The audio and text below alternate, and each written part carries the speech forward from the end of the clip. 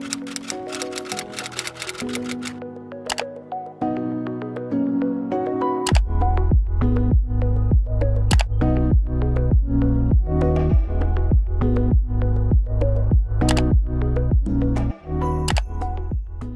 everybody, this is Nathan Lehman at the Ultra Running Company in Charlotte, North Carolina, and I want to thank you for joining us for a twofer shoe review. Today we're going to be reviewing the Saucony Endorphin Speed and the Saucony Endorphin Pro.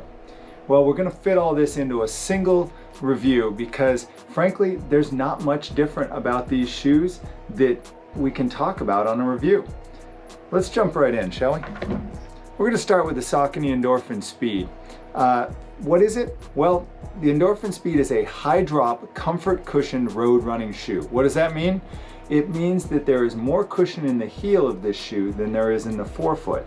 Specifically, Saucony advertises this shoe as having 27.5 millimeters of cushion right about here and 35.5 millimeters of cushion right about here. Now that's a ton. So we measured it ourselves. What did we get? Well, we got 23.7 millimeters in the front, we got 31.7 millimeters in the back, but we did that without the insole in it. So this is a 4 millimeter insole, so it's actually one of the closest we've ever gotten in our specs matching up with a manufacturer's specs. We ended up at exactly the same 8 millimeter drop. So with 27.5 millimeters of cushion in the forefoot and 35.5 in the heel, this is a well cushioned shoe throughout with 8 millimeters of drop or heel to toe offset. That's substantial, but still provides a low enough drop that when your foot comes through, you're not that likely to scrape the ground if you're trying to land on your midfoot. You can still do that in this shoe. Adding to that is the fact that Saucony has introduced what they call speed roll technology. We're going to be super straightforward here and say this is the same rocker technology that Hoka's had for years. It's just a Saucony take on it, and it's a really good take. A little bit of a bevel here in the heel, coming through and really rolling off the front more than any Saucony we've seen to date. That's been something that has been the purview of other manufacturers, but as people have started looking to new materials and new dimensions, it's really started to build up within the running shoe community. So what type of cushion is this? Well, this is the first use at Saucony of what we call a PIBA rubber, which is an injected rubber that basically is pulled together. So it comes out in small balls, it's pulled together, and it has a very high bounce rate. This is what some people would call a high energy return shoe. But what happens is it compresses and it bounces back really effectively, and it lasts really well. Saucony's gone through a couple iterations of this with what they call Everrun in the past, now Power Run, and now Power Run Plus in this shoe. But it's all this compressed, almost a TPU material, compressed down into beads, pushed together into a shoe shape and allowed to really expand. That means that it bounces well and it lasts relatively well. It's a highly a long-lasting material. This PIBA tends to be the lightest of those materials. It's used across a couple of brands, and it provides a lot of cushion with very, very little weight. On the bottom of the shoe, Saucony's put in some of their longest wearing rubber right here. Everywhere where you see green and blue on this Endorphin Speed means that it's going to last a long time. What do we look at when we say last a long time? Well, everybody's wear rate differs, but in a world where you can get between 300 and 500 miles out of a pair of shoes, this tread is going to last that 500 miles. Now there's always going to be a question of, do you like the amount of cushion and the way that it holds up over that time? But you're not going to have any issues with running out of tread if you do 400 or 500 miles on the road with this or more. We're really excited about the longevity of this. Of the PIBA, we find that it definitely gets a few hundred miles before you notice any real change, but in that 250 to 400 mile range, you're really going to see it compress quite a bit there. And while you may not notice it while you're running, if you have a pair of the Endorphin Speed with 500 miles on them and you go out and get a pair with 0 miles, it's a noticeable difference. So there's definitely some compression there. Moving up to the top, Saucony used an engineered single layer mesh on this shoe to try and keep weight down. Did it work? I mean, I think so. The women's version of this shoe weighs 6.8 ounces. The men's version of this shoe weighs 7.8 ounces. For a shoe with this much cushion, with 35.5 millimeters between your foot and the ground, that's exceptionally light. Now, men's sample size is about a 9. I swim in my 13 shoes, but even in those, we're talking about a 10-ounce shoe on the nose. And anything in a size 13 that you can get 10 ounces or below, we're talking really, really lightweight shoes. So that upper treatment, the PIBA, really worked in this.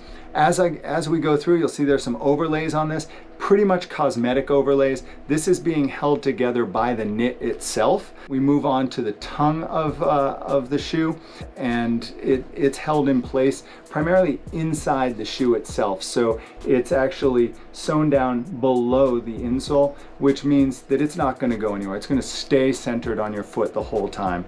Bring that back to the heel. Little bit of a heel cup here. What a heel cup is a rigid piece that holds it in place, and we find that this is a very well-fitting heel cup. Speaking of fitting, as you go through the whole shoe, we really like the width of this shoe. It fits most feet that come in. If you don't have a truly wide foot, you're going to find that this shoe is generous enough for your toe box.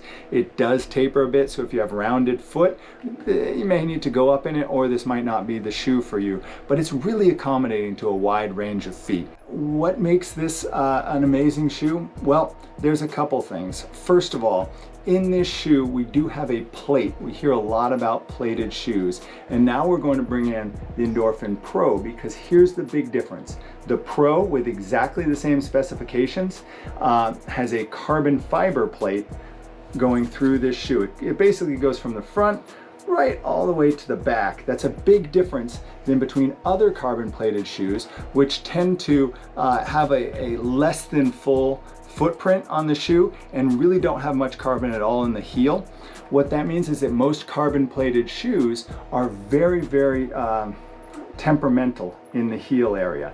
Now, while both the Endorphin Speed and the Endorphin Pro do give away a little bit of stability in the heel because of this PIBA material, they tend to hold it more than many of the other lightweight carbon fiber or plated, and that's the difference here. We call this plated because it has a plastic plate running through it. That means that you can still get some bend on this shoe, whereas when you go to the Endorphin Pro, there's zero bend at all in this. The plate is doing that bending and then popping back into place. I'm gonna keep holding them this way because it's very hard to tell the difference. What I want you to see is that everywhere there is something on the Endorphin Speed, there is less of it on the Endorphin Pro. Right down to the fact that they've even cut out some of their logo here in a completely aesthetic manner that doesn't even matter to the weight to show that it is lighter weight. Does that work? You're darn right it does. The Endorphin Pro is 9.3 ounces, which is unbelievably light for a heavily cushioned shoe. It also gives up some of that heel cup that we talked about on the Speed to gain that or lose that weight. So what's the other major difference between these two shoes? See, it's so confusing for me. The other major difference is the price of the shoe. That carbon fiber plate adds $40 to the price, making the Endorphin Pro a $200 shoe and the Endorphin Speed $160. So I'm going to put that Pro back down. What I can say is, if we're honest with ourselves, there are very few of us in this world that need a carbon fiber plate, which means if you want to spend the other $40 and get this shoe, which feels fantastic, is exceptionally lightweight and has a carbon fiber plate, by all means go for it. That almost ounce that you take out of an already very light shoe makes this an exceptionally fast, racy shoe. We've put on some of our fastest times in it.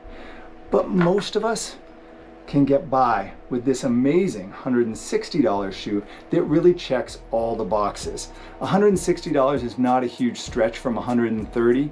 $200 is a big difference. So unless you really feel like you're competing for an age group award, competing for front of the pack, you need that additional second or so here and there.